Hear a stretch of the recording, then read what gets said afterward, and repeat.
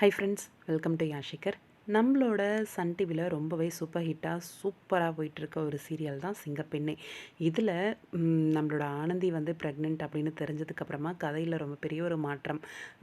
இங்கே அன்புக்கிட்டேருந்து ரொம்பவே தூரமாக விலகி இருக்காங்க. அன்புக்கு இப்போ மேரேஜ் பண்ணி ஆகணும் அப்படின்னு சொல்லி அம்மா ஒரு பக்கம் ஆனந்தியை சமாதானப்படுத்தி கல்யாணம் பண்ணிக்கணும் அப்படிங்கிற மாதிரி அவளை ஒத்துக்க சொல்லு அப்படின்ற மாதிரி கேட்குறாங்க. ஆனால் ஆனந்தி அன்புக்கிட்டேருந்து விலகியே இருக்காங்க. இதில் இன்னொரு பக்கம் பெரிய ட்விஸ்ட் என்ன அப்படின்னா, இவ்வளோ நாளாக மாமா பொண்ணு, அன்போட மாமா பொண்ணுன்னு சொல்லிட்டு இருந்த துளசி, அவங்களோட என்ட்ரி வந்து ரீசெண்டான டேஸில் வந்து என்ட்ரி கொடுத்துருக்காங்க. எப்படியாவது அன்புவை மேரேஜ் பண்ணிக்கணும் அப்படிங்கிற மாதிரி.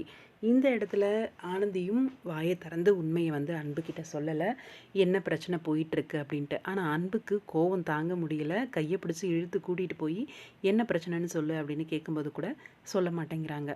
அது என் பிரச்சனை, நான் பார்த்துக்கிறேன், அது உன் பிரச்சனையாக இருந்தால் நீ என்கிட்ட சொல்லியிருப்ப, அது உன் பிரச்சனை இல்லை சொல்லு அப்படின்ற மாதிரி. அதை நான் என்னென்னு கண்டுபிடிச்சி அதை சரி பண்ணி நான் உன்னை கல்யாணம் பண்ணியே தீருவேன் அப்படிங்கிற மாதிரி சவால் விட்டுருக்காரு. இதில் அப்கமிங் என்ட்ரி கொடுத்துருக்க துளசி, அவங்களால அன்பு, ஆனந்தி இவங்களுக்கு இடையில என்ன பிரச்சனை வரப்போகுது? ஆனந்தி ஒத்துக்கல அப்படின்ற பட்சத்தில் துளசியோட கல்யாணம் பண்ணிக்கோ அப்படின்ற மாதிரி அம்மாவும் இப்போ பேச ஆரம்பிச்சிட்டாங்க. உங்கள் அப்பாவோட எண்ணமாவது நிறைவேறட்டும் அப்படின்ற மாதிரி ஒரு பெரிய ட்விஸ்ட் கதையில் காத்துட்ருக்கு. பார்க்கலாம், வெயிட் பண்ணி என்ன நடக்க போகுது அப்படின்னு சொல்லி. உங்களோட கருத்துக்கள் என்ன அப்படின்னு கமெண்ட் பாக்ஸில் சொல்லுங்கள். அன்பு கண்டுபிடிச்சிட்டு வரா என்ன அப்படின்ட்டு.